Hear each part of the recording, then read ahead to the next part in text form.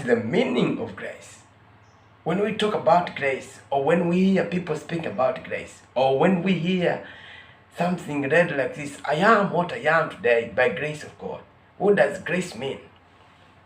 Welcome to this Dogmatic Theology lesson 1. Grace can be understood in more than 4 senses. There is a restricted way of understanding grace. There is the wider sense. There is the subjective as well as the objective sense of understanding the grace. But all in all, and primarily, you have to know that grace is a favor, it is a gift, a condescending, absolutely gracious favor from God to all creatures, intellectual creatures. Now, in a wider sense, we define grace as a gift from God to the intellectual creatures. That's the wider sense of defining grace. And as we are going to see further, we are going to see that this is really a gift that affects the will power as well as the cognitive power, the rational power of the intellectual creatures.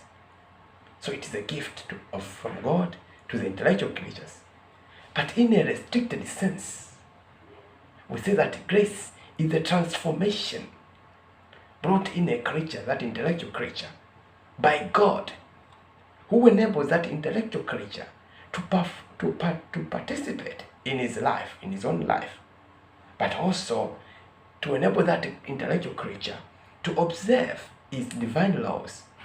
See, that is the restricted way of defining grace.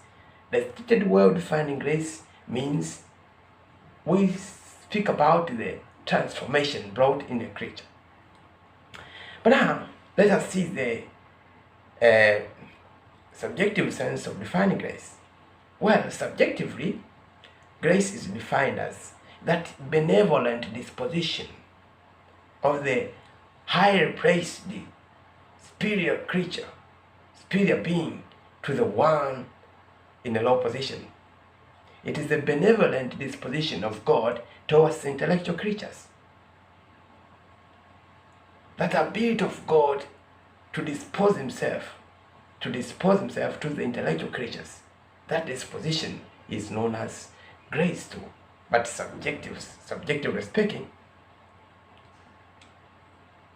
And this is supported by in the scriptures when you consider the Gospel of Luke chapter 1 verses 31, where Mary is being told by the angel that, Mary, do not be afraid. You have won God's favor, which means you have won God's disposition, benevolent disposition.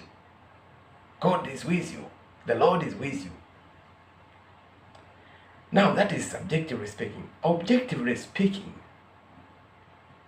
grace refers to that effect of the benevolent disposition of God towards the intellectual creatures. There is the effect of God coming to man. That is the word. That means that is the objective sense of grace. So objectively you refer to the results, but subjectively you refer to the disposition of the one who brings that results to